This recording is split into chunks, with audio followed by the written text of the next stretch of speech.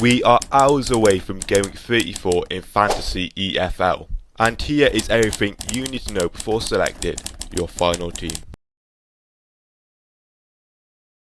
Hello and welcome back to another video on this account, and yet again we're previewing a game week in Fantasy EFL. It's Game Week 34 very soon. We're coming close to the finale. 4 or 5 game weeks ago I believe, and we'll have all the club winners, all the league winners, all of that. Today we'll be covering my Game Week 33 side, how I did in Game Week 33, teams to target, decent differentials, and finally my Game Week 34 team selection. If you do enjoy this video, please like and subscribe, it means a lot. Yeah, let's get straight into it.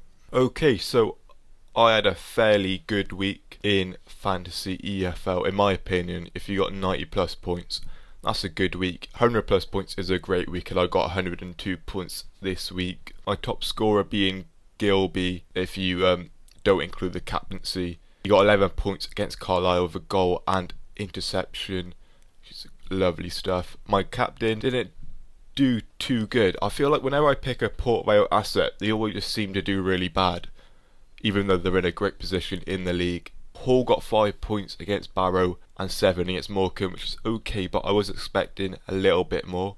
Terrell Thomas had a great week. We picked the Carlisle defenders for clearance points, not clean sheet points. Laurent Talage was my lowest scorer. He got 1 point against Barrow. He didn't even start against Barrow, which is a bit surprising, so just a 1 point there. And a 3-pointer against Morecambe. Port Vale was everyone's number one in terms of club pick, and turns out they weren't even that great. They got the 1-0 win against Morecambe, a very late winner I believe. That was 7 points, and they lost against Barrow. MK Don's a less desirable pick. They got 14 points, which I'm very happy about. Up to 127th in the world, which is a rise of 20 places, which is superb. And if you look at my Game Week 33 rank, it's 271 in the world, which is also very good. So, very good game week for once. Back in my prime it seems. Okay, so if we look at the teams to target, I've got 3 League 1 sides here. It's a single game for Tier 2, but League 1 and League 2, they are all on doubles. So it's a bit of fun this week. I mean, the last 2 game weeks, it's only been like 2 or 3 teams at the double. It's been really boring, but finally, some fun in the game. We've got Birmingham up first. They are at home to Shrewsbury in their first game, and things have gone from bad to worse for Shrewsbury. At the time of recording this video, looks like they will be losing Gareth Ainsworth to Gillingham somehow. It's a bit weird. I don't know what's going on there, but obviously that's really bad for Shrewsbury. They are bottom of League 1, so it could be looking even worse than it already is for Shrewsbury. They are also away to Bristol Rovers. Bristol Rovers are a lot better at home than they are away, but it is also Birmingham they're playing, and I can't see Bristol Rovers beating Birmingham. Birmingham are just so good. Their squad is amazing. You'd expect 2 wins there and probably 2 clean sheets as well. Also got Wrexham, who are not as good away as they are at home, and they of course have got 2 away games against Exeter and against Cambridge. Exeter have found a way out of the relegation battle, but Cambridge are definitely in the midst of it. They're 12 points off safety, and you'd expect them to go down, and you expect Wrexham to beat both sides.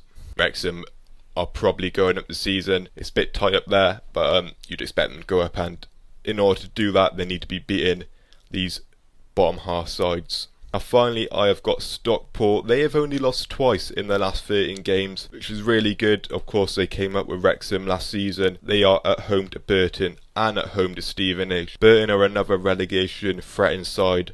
They are 6 points off safety. They are at 21st in the league. And of course, Stevenage, they haven't been doing too well recently, but they're not going to go up, they're not going to go down. So it doesn't really matter too much for them, and of course it means a lot to Stockport. They want to improve their chances of getting promotion. They need to be winning those 2 games, and they are 5th in the home table, which is always a benefit for us Fantasy EFL users when they have 2 home games. There's loads of decent options this week, but the League 1 sides, they're looking very good this week. Some very good fixtures and potentially very big point hauls. Now if we move into our differentials, I've got 4 this week, making up for the lack of interception icons and clearance king. I just thought if we integrate that segment into the differentials. It will make my life a whole lot easier. We start off with a Peterborough United goalkeeper, which may be surprising, but he was the top point scorer for a goalkeeper in game week 33, excluding the double game week players, because I am recording this before they have their second games on the Tuesday evening. So we've got Steer of Peterborough. He kept a clean sheet in game week 33 against a very good side. And the game before that, he kept another clean sheet. And as Peterborough started to get better at football, they're on some very decent form recently. Clean sheets will come more often. And in game week 34, of course, they're at a double. Away to Reading, who are Reading are a decent side, and away to Crawley. But their form has been outstanding recently. Now, we've got a player who I did mention last week, so cutting corners there it seems, but Abbott of Notts County, he is another 0.0% owned player.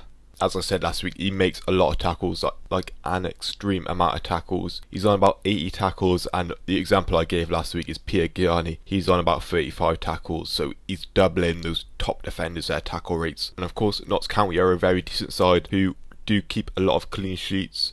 They are away to Newport and at home to MK Dons, which are two pretty decent fixtures, even though Newport are weirdly good at home. Now we've got an interception icon here in Arthurs of Bromley, so his form for interceptions is very good, and of course we all love someone who can make multiple interceptions in a game because it's easy points. And finally I have Callum Kavanagh, I believe that's how you pronounce the surname, of Bradford City. He scored twice in game week 33 against Colchester, but it is the first time in a while he has started a game, so there is the rotation risk there. But 83 minutes in game week 33 with 2 goals, if he's putting up that kind of performance, you'd expect him to start. Bradford have 2 away games in game week 34, which is not ideal. We want them to be at home, but one of them is against Accrington Stanley, who are quite a poor side, so we could see another goal for Kavanagh. Okay, if we begin to look at my game week 34 side, we're going fairly template again, as there is no reason for me to be risking anything because I am in such a great position at the moment. My aim at the end of the season is to be top of my club league, and I am fulfilling that expectation at the minute. I've won a conqueror in goal. There are better defensive options from Wrexham like Clareworth and O'Connell, but I don't want to be going for the double because I don't like doubles in this sort of fantasy game. And I've gone for Sam Stubbs, who did feature in my last video as a clearance king, averages 7 points every game, and he's got 2 games coming up in game 34 where he can definitely get clean sheets in them, against Tranmere and against Morecambe. Now I'm not too sure on this one. Hakeem Adoffin, he's got 2 relatively good fixtures against Crawley and Northampton. Players who come against Northampton defenders, they tend to get quite a few clearances as well. He could be someone that comes out as we get closer to the deadline. Of course, this is my first draft. If you want to see my updated drafts, go to my Twitter, which will be linked in my description. We've got Mr. Reliable here in Sam Gale. 13 appearances for Gillingham so far this season, 32 interceptions. Honestly, he's always my number one for interception players. And at top we got Kone, who again, there is a possibility of him getting swapped out because for some reason he's not always a guaranteed start. There are a fair few games this season where he hasn't appeared at all, even though he is the top goal scorer in League One. It's a fairly template side, as I said, but I still think it's a team that can score a lot of points. Hopefully we can climb the ranks and maintain my position at the top in my club league. Yeah, that was my team. Good luck in Game Week 34.